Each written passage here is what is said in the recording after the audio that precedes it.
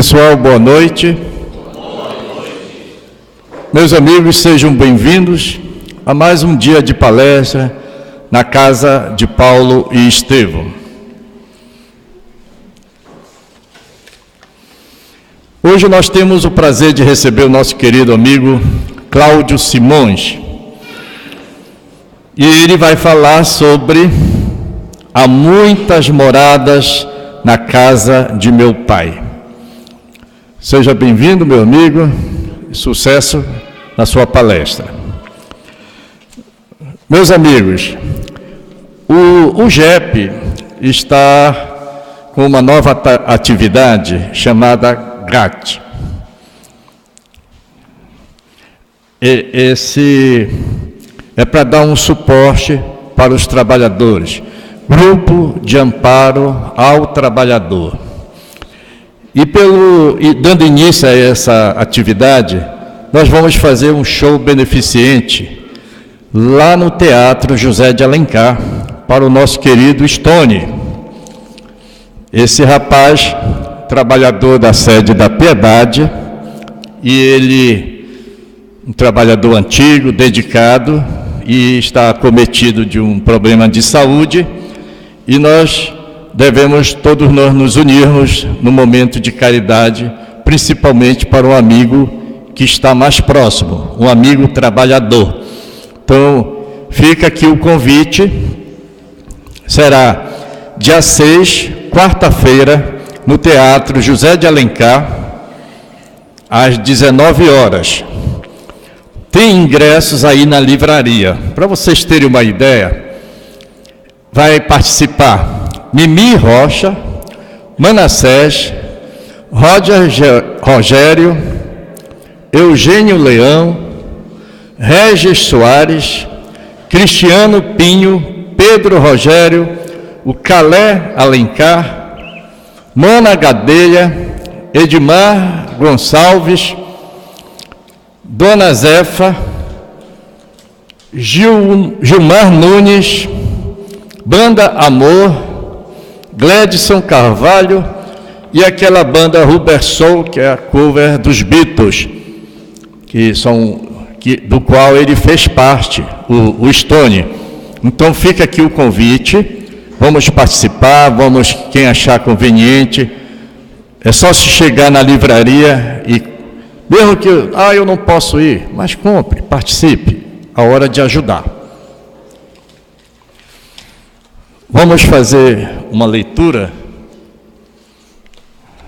de uma prece. Senhor, ensina-nos a orar sem esquecer o trabalho. Ensina-nos a dar sem olhar a quem, a servir sem perguntar até quando. Ensina-nos a sofrer sem magoar, seja quem for. A progredir sem perder a simplicidade, a semear o bem sem pensar nos resultados. Ensina-nos a desculpar sem condições. Ensina-nos a marchar para sempre sem contar os obstáculos, a ver sem malícia, a escutar sem corromper os assuntos. Ensina-nos a falar sem ferir. Ensina-nos a compreender o próximo sem exigir entendimento. Senhor, ensina-nos a respeitar os semelhantes sem reclamar consideração. Ensina-nos a dar o melhor de nós, além da execução do nosso próprio dever, sem cobrar taxas de reconhecimento. Senhor, fortalece em nós a paciência, para que as dificuldades dos outros, assim como precisamos da paciência dos outros para com as nossas próprias dificuldades. Ajuda-nos para que a ninguém façamos aquilo que não desejamos para nós. Auxilia-nos, Senhor, sobretudo a reconhecer que a nossa felicidade mais alta será invariavelmente aquela de cumprir os desígnios onde e como queiras, hoje, agora e sempre. Meus amigos, Me veio uma inspiração agora, e faz tempo que a gente, na sexta-feira, vamos aproveitar para a gente fazer a nossa prece e chamarmos o nosso querido Cláudio. Vamos fechar nossos olhos, vamos elevar o nosso pensamento a Deus, ainda com o espírito da Semana Santa, de agradecer, Senhor. Obrigado, Senhor, por estarmos aqui, nesta casa maravilhosa de Paulo e Estevão, que nos recebe, nos ampara. Muito obrigado, Senhor. Há 2000 anos atrás, deixastes as tuas palavras na tua oração. Por isso eu pediria a todos os amigos aqui presentes que orássemos juntos. Pai nosso que estás no céu, venha a nós o vosso reino, seja feita a vossa vontade, assim na terra como no céu. O pão nosso de cada dia nos dai hoje, e perdoai as nossas ofensas, assim como nós perdoamos a quem nos tem ofendido, e não deixeis cair em tentação, mas livrai-nos, Senhor, de todos os males, para que a gente possa ser digno das promessas do nosso querido Mestre Jesus Cristo, o qual nós pedimos a tua bênção, Senhor. Abençoa-nos, Senhor Jesus Cristo, agora e sempre. Que assim seja, meu irmão. Meu querido Cláudio, por favor.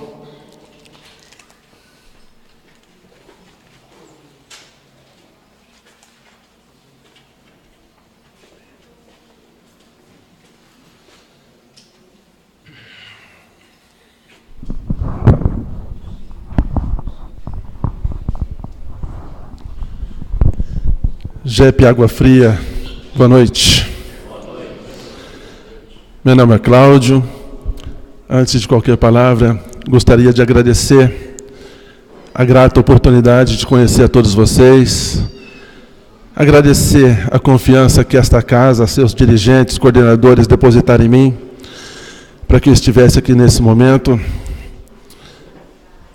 Meus irmãos, eu sou um trabalhador lá do Lar de Clara, talvez alguns de vocês conheçam. Lá nos intervalos das palestras ou dos estudos, nós temos o hábito, acho que aqui também não deve ser diferente, de nós cantarmos algumas músicas, tocarmos algumas músicas também, né? E lá tem uma música que eu acho muito interessante. Na verdade, é uma poesia que foi musicalizada. Ela diz o seguinte: Pai onipotente, permitir que os bons espíritos me assistam no proceder da tarefa a cumprir, ante a lição que vos peço aqui.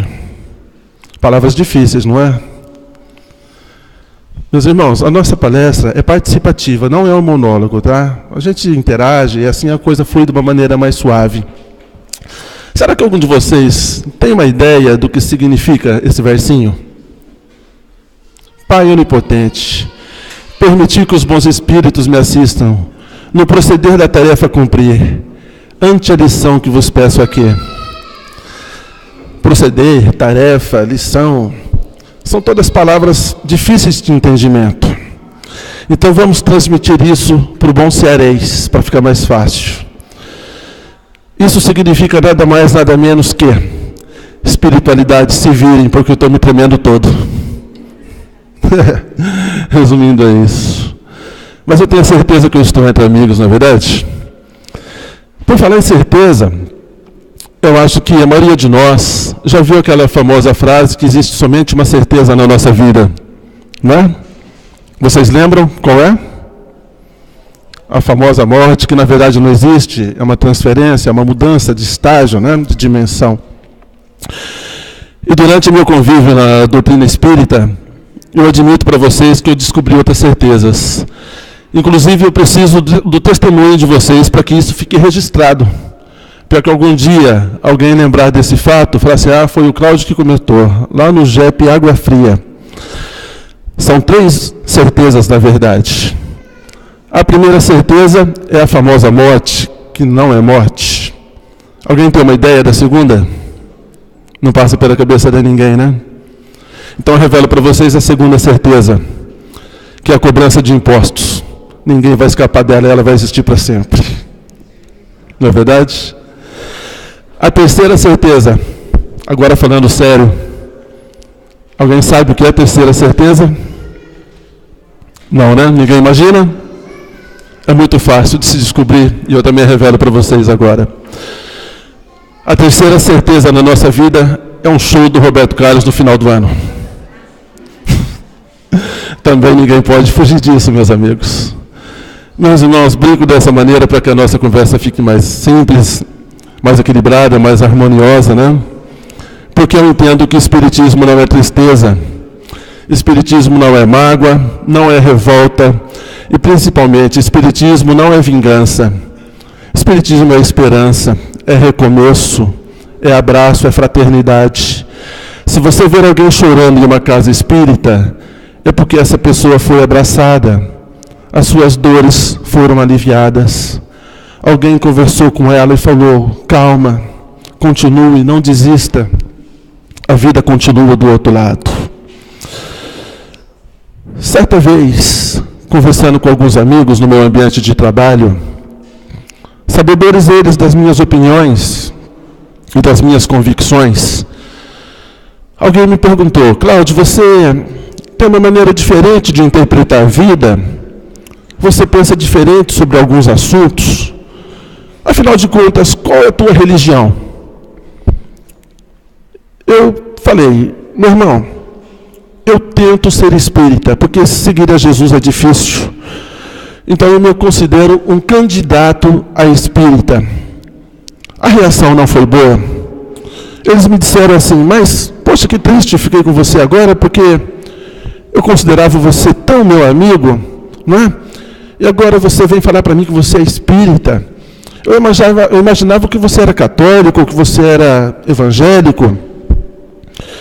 Eu respondi para ele: mas isso não é empecilho para nós continuarmos amigos? Pelo contrário, isso é um incentivo. Mas como assim? Eu também sou evangélico. Eu falei para eles: eu também sou evangélico. Não, você acabou de dizer que é espírita. Eu falei: meus irmãos, o evangelho não é posse de ninguém, não é patrimônio de A, de B ou de C. O evangelho de Jesus é um patrimônio da humanidade. Todos têm direito ao seu acesso, ao seu conhecimento. Aqueles irmãos que assim se declaram, na verdade, são protestantes.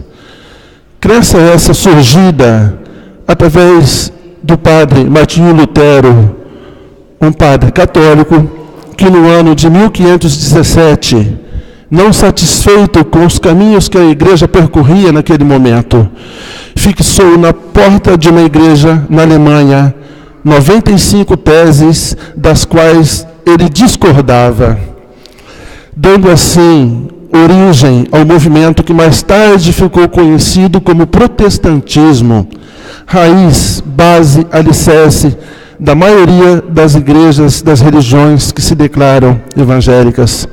Sendo assim, eu também me considero evangélico porque eu estudo e tento praticar o evangelho de Jesus, não é?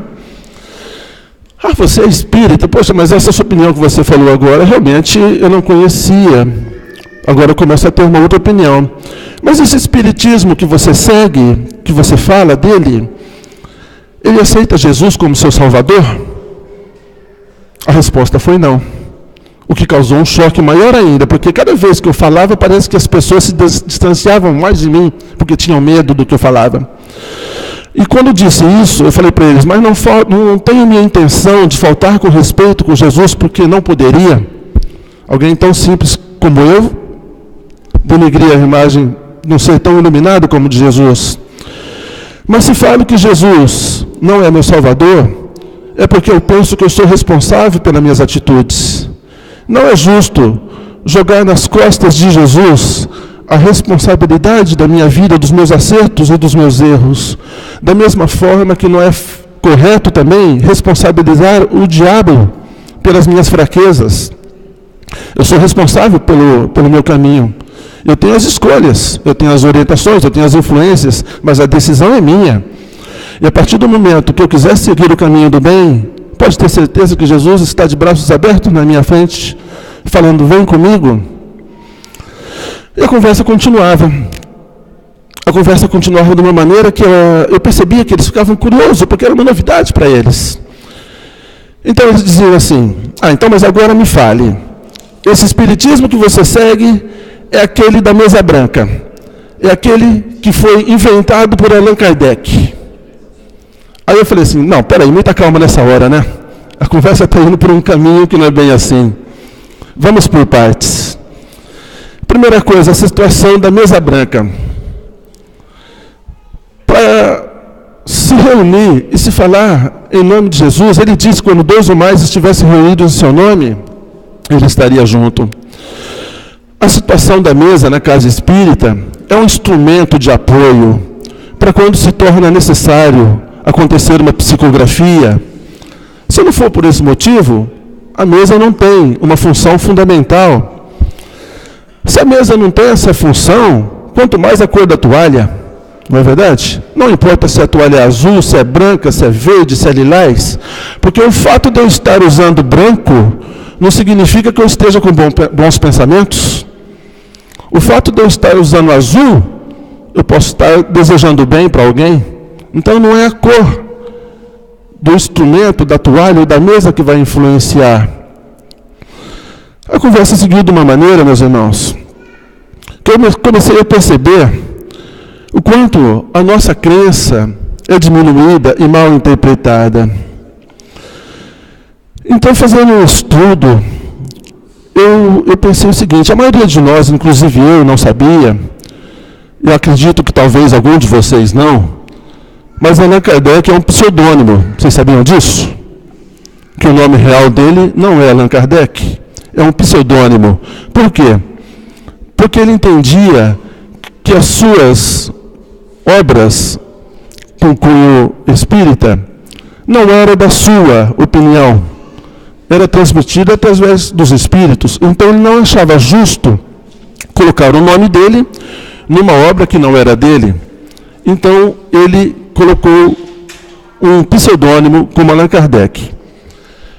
Allan Kardec, meus irmãos, era um professor, era um cientista, era um conhecedor de línguas, tradutor, não é? Um homem da cultura. Ele nasceu na cidade de Lyon, na França, no ano de 1804. Desencarnou em 1869, com 60 anos. Por gentileza, pode trocar. Ele escreveu várias obras, não é? Mas algumas são fundamentais para o nosso aprendizado. O Livro dos Espíritos foi sua primeira obra literária voltada para a doutrina espírita. Ele já tinha escrito várias outras obras, mas voltado para a doutrina espírita, o Livro dos Espíritos. Eu acho importante a gente fazer esse tipo de comentário, porque muitas vezes a gente pensa que para se fazer uma palestra espírita, nós temos que falar de física quântica, de coisas difíceis da nossa compreensão. Mas tem muitas coisas simples que às vezes nós não temos conhecimento. Como, por exemplo, que o Livro dos Espíritos foi o seu primeiro livro, não é?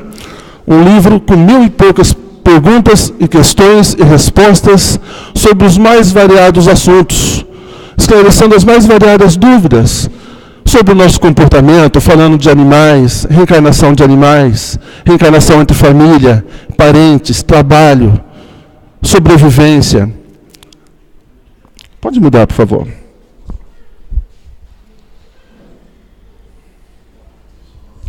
O segundo livro, o Livro dos Médiuns, que é de uma importância fundamental, meus irmãos, para aqueles que têm uma sensibilidade maior, para ter uma mediunidade equilibrada. É um livro fundamental para aquele que quer aprofundar o seu conhecimento e trabalhar de uma forma mais coerente, mais equilibrada, esse dom lindo que é a mediunidade, que é o dom de servir, o dom de trabalhar em função de ajudar aquele que está necessitado. Por gentileza, pode trocar. o Evangelho segundo o Espiritismo, de 1864. Esse livro conta, segundo a interpretação, segundo a ótica do Espiritismo, os fatos que cercaram e aconteceu sobre o nosso Mestre Jesus, o Príncipe da Paz. Fala das suas atuações, das suas parábolas, dos seus milagres, porque nós sabemos que milagre não existe, não é verdade? Nós, espíritas, temos outra interpretação para esses fatos. Inclusive, a ciência atual, contemporânea, explica a maioria deles. Por gentileza, posso trocar. A Gênese. Eu, particularmente, tenho um gosto muito próximo com esse livro, porque dentro da doutrina, muitas vezes nós temos simpatia por esse ou por aquele segmento. Alguns têm interesse pela parte científica, outros pela parte filosófica e outros pela parte religiosa. A Gênese, meus irmãos, nos dá instruções a respeito de detalhes que na época, a ciência da época não tinha como saber. E aí fala do resfriamento da crosta terrestre, de planetas, de galáxias, de estrelas, muitos dos quais conhecimentos que somente agora estão sendo comprovados pela astronomia contemporânea. Por gentileza, pode tocar. O céu e o inferno, relato das muitas das reuniões mediúnicas, onde princesas, plebeus, empresários, nobres, religiosos, voltaram através das reuniões mediúnicas para nos relatar a sua condição no mundo espiritual. Inclusive, falar do tempo que foi perdido. Porque, meus irmãos, uma das maiores decepções que o espírito tem, isso quem faz parte das reuniões mediúnicas pode comprovar, provavelmente deve concordar comigo, uma das suas maiores decepções é perceber que perdeu o tempo, que teve a oportunidade de estar aqui e que deixou essa oportunidade passar. E muitos deles falam do seu arrependimento e da vontade que eles têm de reencarnar para tentar uma nova oportunidade, uma nova solução para as suas dores. Por gentileza. Obras póstumas, como o nome do livro diz, depois do falecimento de Allan Kardec, esse livro foi publicado. Ele relata muitos fatos que não foram publicados por ele.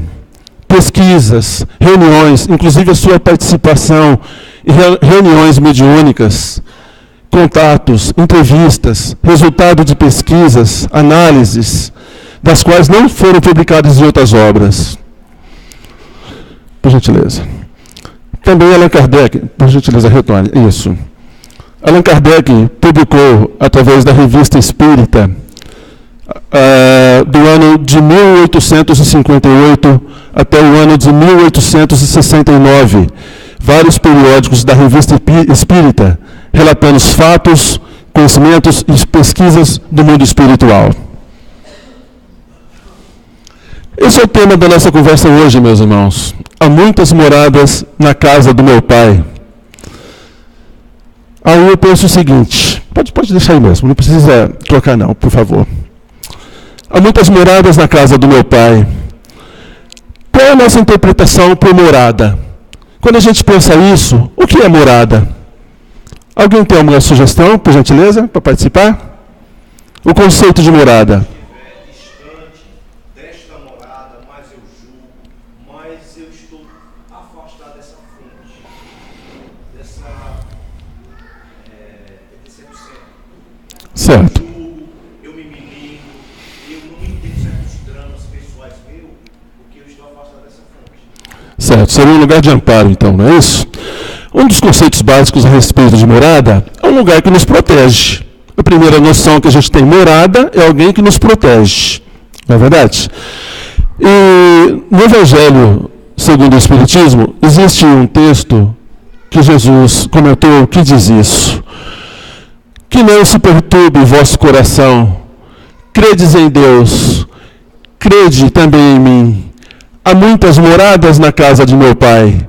Se assim não fosse, eu já vos teria dito, pois me vou para vos preparar o lugar. E após ter ido vos preparado o lugar, eu voltarei e vos retomarei para mim, a fim de que lá, onde eu estiver, vós estejais também. Esse conceito de morada, meus irmãos, ele é muito abrangente. Ele nos dá a oportunidade de viajarmos no tempo e no espaço, pensarmos o que é morada hoje, o que foi no passado, o que será no futuro. Aí nós vamos planejar a morada do futuro conforme a nossa conduta atual. Há 5 bilhões de anos, meus irmãos, na formação do nosso sistema solar, o Mestre Jesus Cristo, o Príncipe da Paz, recebeu do Criador a missão de acompanhar, de organizar os elementos necessários para a união das moléculas e formação dos planetas e da nossa estrela.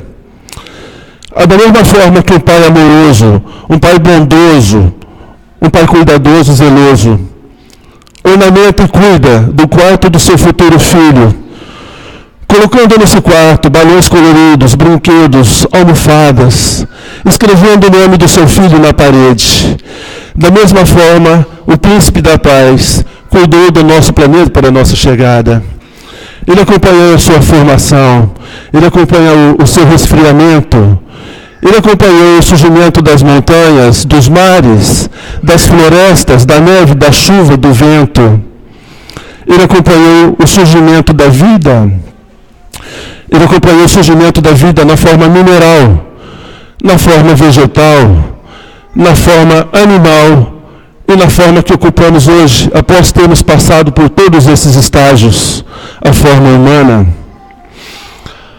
Aí você pode pensar assim, certo, mas nessa situação aí, como se enquadra a minha morada atual? Se nós formos pensarmos em morada, baseado nessa encarnação, eu acredito que a maioria de nós, a única lembrança que vem é da primeira e a mais importante morada, que nós temos ciência pelo menos, que é o ventre materno, que primeiro nos abrigou com tanto carinho, com tanta poesia. Quando nossa mãe passava a mão na sua barriga e cantava cantigas para que a gente se acalmasse e tivesse um sono tranquilo. Não é assim? A segunda morada, os braços de nosso Pai, quando nós nascemos, Ele nos abraçou tão forte, e ergueu nos seus braços, nos ergueu no alto, e gritou para que todos ouvissem, seus amigos ouvissem e percebessem: graças a Deus, meu filho nasceu. As outras moradas, a vida continua. Quando nós começamos a ter coragem, deixamos de gatinhar, e nos escoramos nos móveis da casa, no sofá, e ameaçamos dar o primeiro passo. E quando nosso avô falou: vem, confia, eu não vou te deixar cair. E nós, aos poucos, fomos aprendendo a andar. As várias moradas da vida.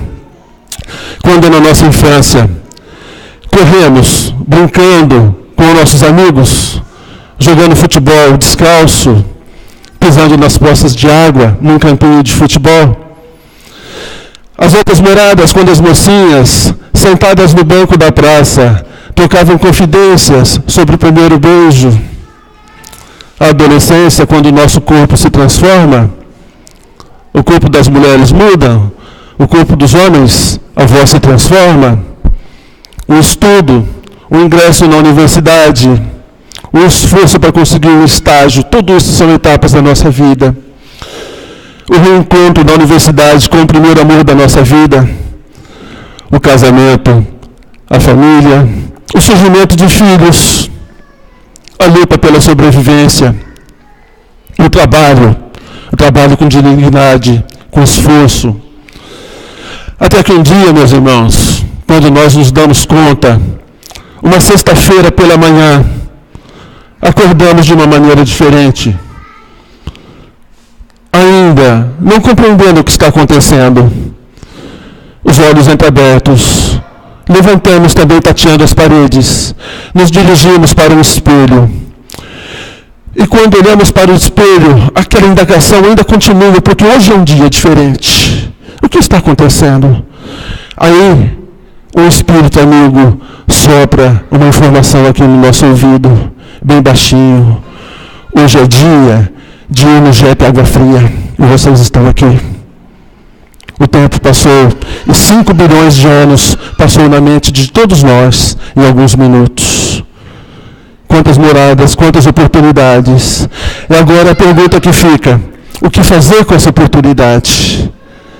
O que fazer com essa informação que nos chega até agora? Com esse caminho percorrido? Vamos seguir adiante, não vamos parar. Vamos continuar. Continuar o caminho, recomeçar. Não importa quantas vezes cair, mas levantando sempre. E quando não for possível, levantar por forças próprias, pedindo ajuda. E quando puder, ajudando quem está no nosso caminho e não consegue se levantar. Nossa vida é compartilhada, meus irmãos, nós dependemos uns dos outros. Nós somos todos irmãos. Nós vivemos num mundo globalizado, onde infelizmente a mídia nos faz às vezes esquecermos até mesmo do nosso vizinho, de um parente que está distante. A nossa cidade, Fortaleza, hoje tem perto de 3 milhões de habitantes. É gente demais. É gente indo para lá, para cá, no ônibus, no circular, nos carros, todo mundo estressado, nervoso. Não pode nem se olhar um para o outro, não é? 3 milhões de habitantes. E a gente não, às vezes não para dar um bom dia, um oi, como é que você está? Posso te ajudar de alguma forma? Esse é o caminho que o globalizado está caminhando, está nos conduzindo. A maior cidade do país, São Paulo. Eu não sei se alguns de vocês conhecem ou não São Paulo, mas somente o município de São Paulo tem hoje 13 milhões de habitantes. Fora a grande São Paulo, que seria as cidades aglutinadas em volta, as cidades do interior, sendo que algumas delas já têm mais que 1 milhão de habitantes, como é o caso de Campinas. O nosso país, gente, já ultrapassou a casa de 200 milhões de habitantes. 200 milhões. Aí você pode pensar, é muita coisa. Não. Estamos enganados quem pensa isso. Existem países, como é o caso da Índia e da China, que já ultrapassaram a casa de 1 bilhão e 100 milhões de habitantes. Onde isso vai parar? Acabou? Não, tem mais, gente. Tem mais. O nosso planeta já ultrapassou o limite de 7 bilhões de pessoas. Todo mundo trabalhando, estudando, correndo atrás dos seus objetivos, dos seus sonhos, amando, triste, nervoso, caindo, levantando, pensando, gerando sentimentos. E a espiritualidade nos informa através da literatura e através das reuniões mediúnicas, que no mundo espiritual, na psicosfera do nosso planeta, para cada habitante encarnado, existe 3 no mundo espiritual.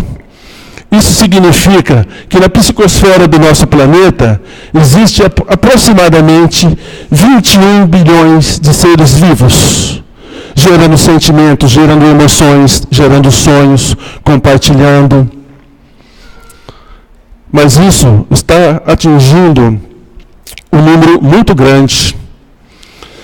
E para que a gente tivesse uma noção do mundo que a gente vive, do lugar onde nós vivemos, do tempo que nós vivemos, eu pesquisei na internet um slide, uma arte, que dá para a gente ter uma noção aproximada da nossa realidade. Por gentileza. Aí, meus irmãos, nós vemos aí uma arte, é lógico que não está na ordem correta, só para efeito de ilustração, tá bom? A nossa estrela, nosso astro-rei, o Sol, como disse a vocês, com uma idade aproximada de 5 bilhões de anos. Somente na superfície da nossa estrela, a temperatura é aproximada de 5.500 graus Celsius. A nossa estrela está distante do nosso planeta Terra 150 milhões de anos. Na sequência, o primeiro planeta lá em cima, Mercúrio, planeta pequeno em relação aos demais, mas o fato dele ser pequeno não tira dele a sua grandeza e a sua importância, porque ele é importante no equilíbrio da órbita de todos os outros planetas. 1 milímetro para lá ou para cá seria suficiente para desequilibrar os outros, devido ao campo gravitacional. Na sequência, o planeta Vênus. O planeta Vênus é o sonho dos cineastas. Antigamente a navegação se dirigia, já que não existiam os recursos que existem hoje, através da observação do planeta Vênus. Ele era conhecido na antiguidade como estrela d'alva. Não é? É um planeta que é sonho dos amantes, dos namorados. O terceiro planeta na sequência, o planeta Terra, nossa casa. Esse astro tão bonito, que visto do espaço tem a cor azul. Planeta com água, da forma como nós conhecemos, vegetação. O único conhecido para receber a vida como nós conhecemos, pelo menos por enquanto. Na sequência ainda, o planeta Marte. Visto daqui da Terra, o planeta Marte tem a cor avermelhada.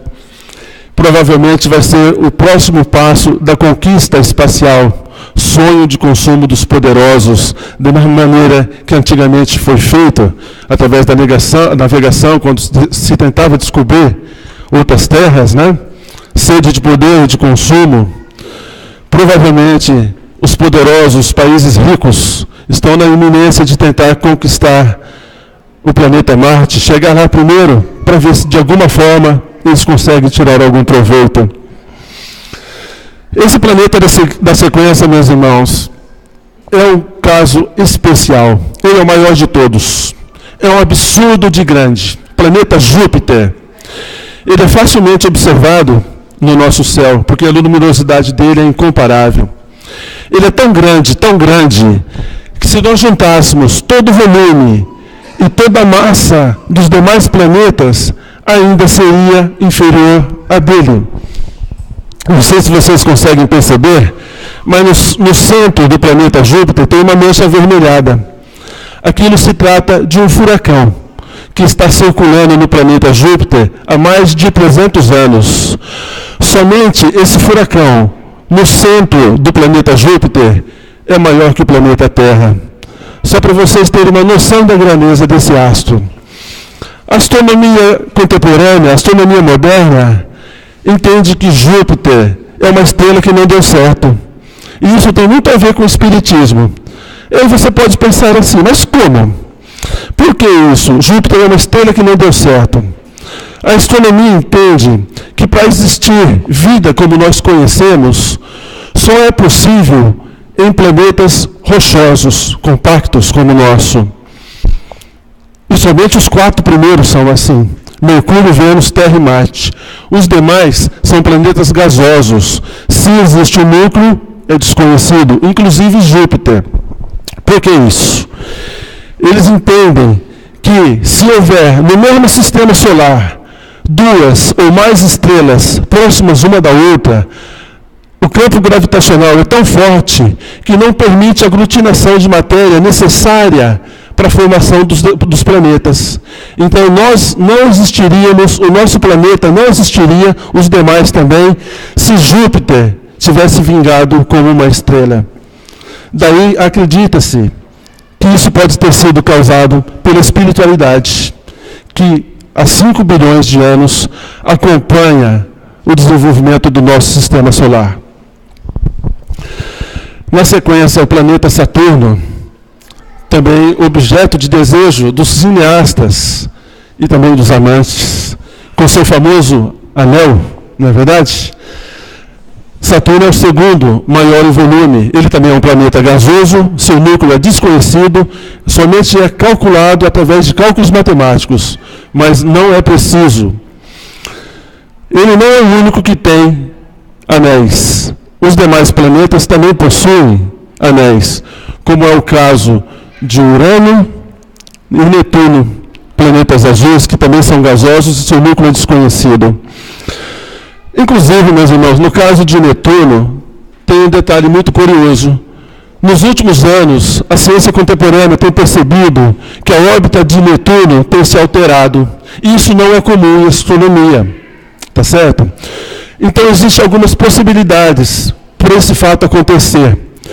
Inclusive, às vezes, a órbita de Netuno ultrapassa a de Plutão, tornando Netuno o último planeta na escala, em termos de órbita. Isso se deve ao fato, segundo a astronomia... Deixa eu beber um pouco de água, dá licença.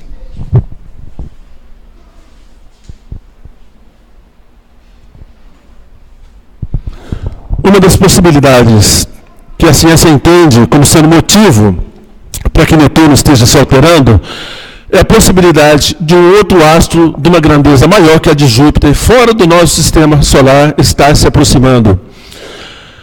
Pesquisadores têm dado o nome a esse planeta de Nibiru, ou Nibiru, ou planeta X. Não sei se vocês já ouviram falar, se já pesquisaram na internet. Mas também são somente especulações. Esse planeta não foi ainda descoberto, são somente cálculos matemáticos devido à alteração da órbita de Netuno. E o último planeta do nosso sistema solar, Plutão, que recentemente foi desconsiderado da categoria de planeta. Segundo a astronomia contemporânea, Plutão não é mais um planeta. Ele deixou de ser considerado assim devido às suas pequenas dimensões. Por gentileza, pode mudar. Meus irmãos, saindo um pouco do nosso sistema solar, nós conseguimos visualizar a próxima estrela mais perto do nosso sistema solar, se chama Centauro. Ela é de fácil observação, porque ela está muito próximo do Cruzeiro do Sul.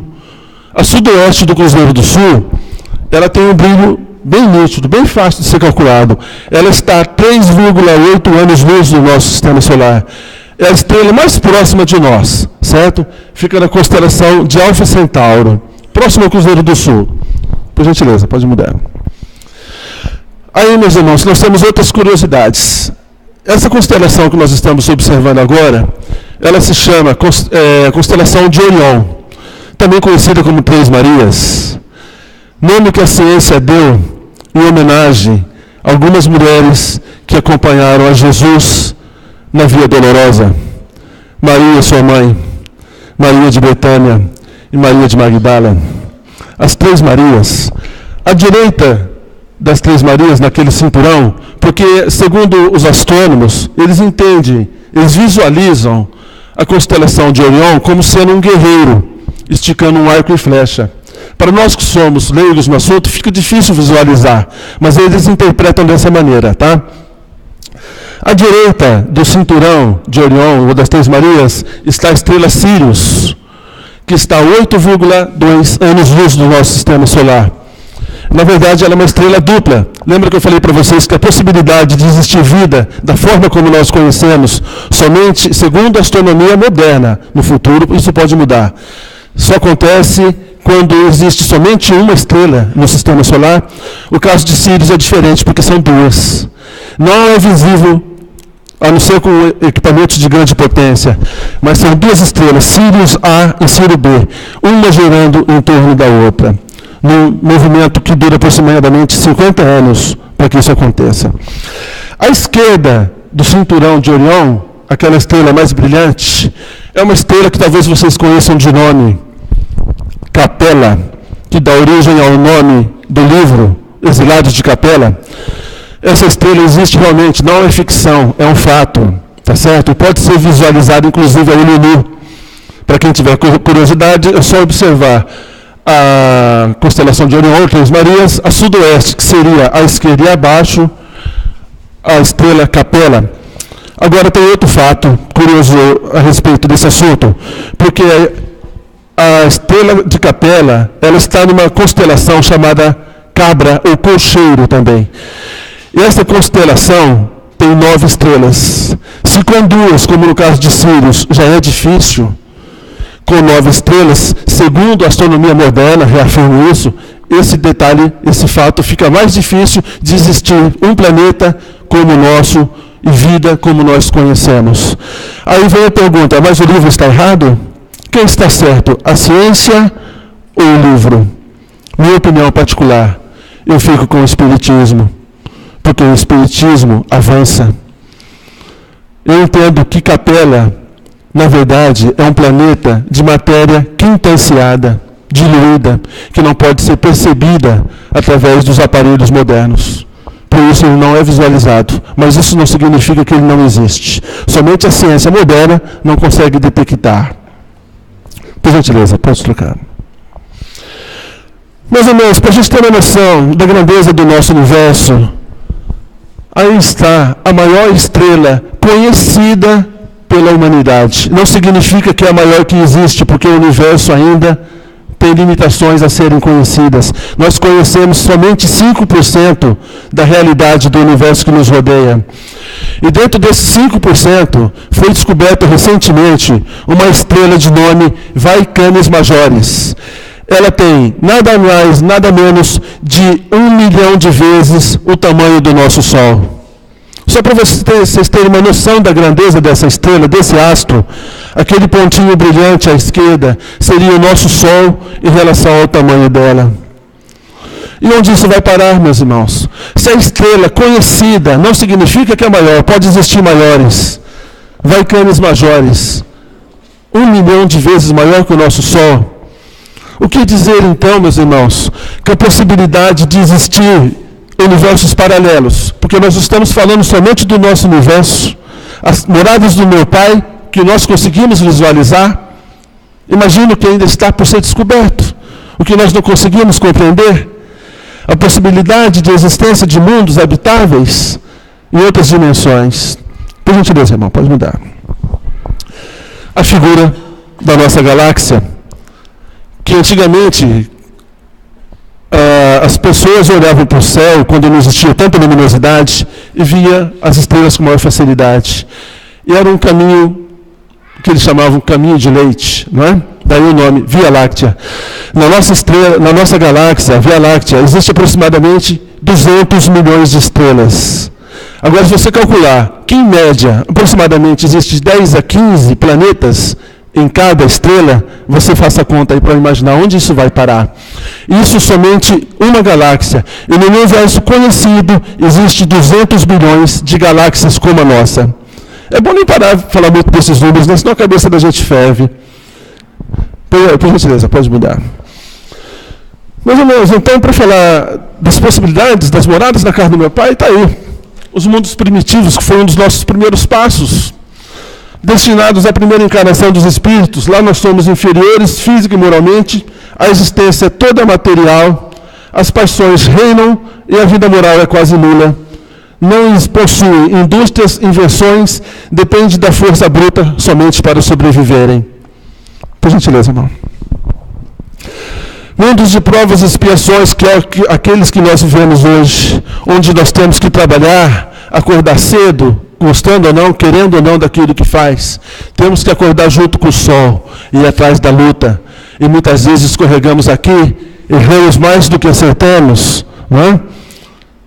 Nos preocupamos com a sobrevivência da nossa família, o dia de amanhã, a formação dos nossos filhos e até mesmo a nossa transformação, principalmente isso, a nossa transformação moral, a nossa reforma íntima, que ainda não aconteceu. Por gentileza, irmão, pode trocar. Mundos de regeneração. Serve de intermediário entre os mundos de provas e os felizes.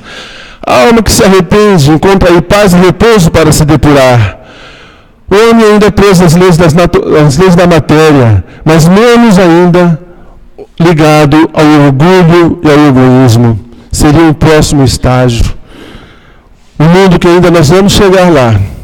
Jesus prometeu que nenhuma ovelha se perderá. Ninguém vai ficar para trás. Todos nós vamos chegar lá. Uns antes, outros depois. Mas nós todos vamos caminhar na direção do bem. Na estrada bonita, florida e perfumada que nos leva a Deus. E cujo condutor, cujo horizonte, cujo mestre é o príncipe da paz, o mestre Jesus. Mundos felizes, onde o bem supera o mal. É o futuro dos espíritos e dos mundos, uma vez que nosso planeta também já esteve em um nível material inferior ao de hoje. Todos atingiremos um momento onde as leis de Deus vão prevalecer. Lembra que eu falei para vocês no começo da nossa conversa, que o nosso planeta nem sempre foi assim? ele já foi lava efervescente. Ele já foi simplesmente matéria pegando fogo, depois se esfriou, e com seus resfriamentos gerou vida, gerou árvores, gerou mares, peixes, animais, e depois a vida humana. Por falar em mundos felizes, né? A gente pensa assim, mas eu quero ir para uma morada melhor? Acho que todo mundo quer, né? Mas quando você pensa no outro, você conseguiria seguir adiante, deixando alguém que você ama para trás? É difícil, né? Você saber que alguém que você tanto estima, um filho, sua esposa, seu marido, um irmão, não conseguiu acompanhar a evolução necessária para ele dar o próximo passo. Quem de nós se sentiria bem indo para um lugar melhor, deixando alguém que a gente ama para trás? Eu acho difícil alguém conseguir isso. Aí eu fico pensando em seres como Francisco de Assis, Dr. Bezerra de Menezes, Chico Xavier, espíritos puros, de uma grandeza, de uma beleza, de uma brandura tão enorme, que por merecimento próprio, se quisessem, já poderiam habitar em mundos felizes, mas por amor à humanidade, continuam trabalhando na psicosfera do nosso planeta, na propagação do bem, do amor, da fraternidade. Continuam junto a nós, em vários pontos do planeta, distribuindo amor, distribuindo compreensão, distribuindo abraços. E Jesus Cristo, o que falar de Jesus, meus irmãos? Yeshua ben José, Jesus, filho de José. A maioria de nós talvez não saiba disso, mas Barrabás também se chamava Jesus. Vocês sabiam disso? Barrabás também se chamava Jesus. Yeshua Barrabás, que significa Jesus, filho de Rabar. Na tradução hebraica, Bar, que tem uma diferença de pronúncia, uns entendem bem, outro Bar. Bar significa filho. Yeshua Ben José, Jesus, filho de José. Esse espírito iluminado, como eu falei para vocês, há 5 bilhões de anos vem nos acompanhando, cuidando de nós, zelando do nosso planeta para nos receber. Por gentileza, irmão. Eu faço uma pergunta para vocês, breve, porque nosso tempo já está se esgotando. Quem é feliz? Quem se considera feliz? Não precisa responder enviando a mão, não. Mas na sua consciência, você é feliz? Você agradece tudo que tem? Os braços, as pernas, a visão, a oportunidade de estarmos aqui. Que tipo de felicidade nós buscamos? O consumo, a matéria? Eu conheço muita gente, provavelmente vocês também, de gente que é possuidor de bens materiais. Mas será que isso é garantia de felicidade? Será que isso é garantia de satisfação, de consciência tranquila, da pessoa dormir em paz? Já também eu conheço tanta gente que não tem bem material, mas sorri tanto, que te abraça com carinho enorme, que fala para você, embora ele tenha menos recursos que você, mas quando ele te sorri, quando ele te encontra, ele fala, continua, caminha, levanta, você não está sozinho. Bem material não é garantia, gente, de felicidade nem de paz.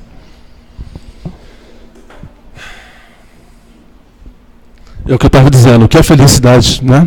É relativo. O que é felicidade para um pode ser diferente para outro. Isso depende do ponto de vista e do momento em que nós estamos, do momento evolutivo que nós estamos. Por gentileza, irmão.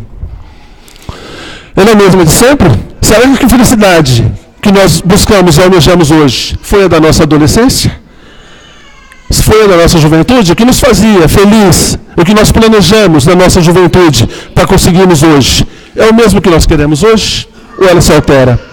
Eu acho que a felicidade são momentos. Nós vivemos num mundo de provas e expiações. Nós não vivemos em mundos felizes. Nós temos momentos felizes.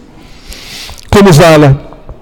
Qual o sentido de você ser feliz se não for em benefício também da coletividade, da sociedade, de você abraçar e dar esperança para quem está desanimado, para quem está triste, para quem não tem alegria de viver. Aí, gente, para encerrar o nosso comentário, eu deixo uma pergunta para vocês. Jesus é feliz? Onde ele está agora? Eu fico pensando, Jesus é feliz? Ele está feliz? Porque muitos de nós aprendemos Jesus sentado num trono do lado de Deus. Outros veem Jesus numa cruz. Nós espíritas compreendemos que Jesus é um ser imortal, perfeito em relação a nós, mas ainda distante em relação a Deus. Eu pergunto para vocês, vocês acham que Jesus é feliz? Qual a opinião de vocês? Alguém poderia me ajudar, por favor? Jesus é feliz? Será que alguém tem uma opinião? É difícil, né, responder? Onde ele está agora? Ele está contente? Apesar dos problemas que a humanidade vem passando, tanta guerra, tanta fome, tanto desemprego, tanta decepção com os poderosos, tantos caminhos que não foram seguidos, tantas quedas, tantas crianças morrendo no mar Mediterrâneo, tentando fugir da guerra, pais que colocam sua família nos barcos, sem saber onde aquele barco vai chegar, tanto terrorismo na França, aqui no Brasil, tanta dificuldade nesse nosso Nordeste, pais de família colocando seus filhos e filhas nos postos de gasolina, pedindo para os caminhoneiros levarem, para que, quem sabe, no Sul, em São Paulo, no Rio de Janeiro, eles consigam sobreviver. Eu acredito que Jesus é feliz, sim. Eu vou falar para vocês. Por quê? Porque Ele conhece o nosso futuro. Ele sabe a nossa dificuldade hoje, mas Ele é feliz porque Ele sabe aonde nós vamos chegar. Ele sabe que um dia nós vamos estar habitando mundos felizes, onde o egoísmo, a mágoa, o ressentimento, o rancor, o desejo de vingança não vai fazer parte mais do nosso dia a dia.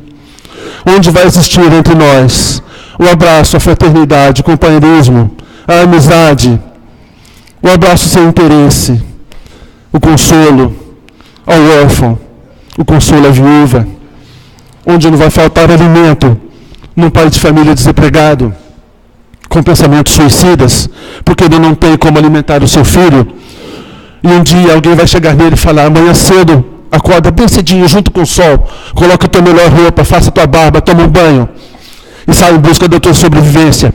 E antes de você sair, passe no quarto do teu filho, e passe a mão nos cabelos dele, e dê um beijo no seu rosto, e fale: papai está saindo, eu vou buscar lá fora a nossa sobrevivência, com dignidade e com trabalho. Meus irmãos, agradeço a atenção de vocês, a paciência em terem me ouvido. Espero que de alguma forma, alguma palavra ou alguma frase que eu tenha dito possa ter ajudado o coração de vocês ficarem mais em paz. Agradeço a atenção.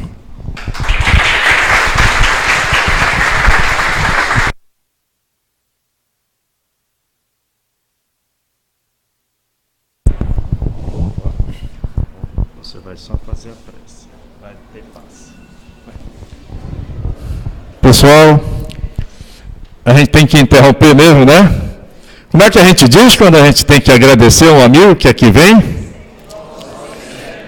Meu querido, volte sempre. Muito obrigado pelo carinho, quando foi chamado assim, foi chamado, prontamente ele esteve aqui conosco.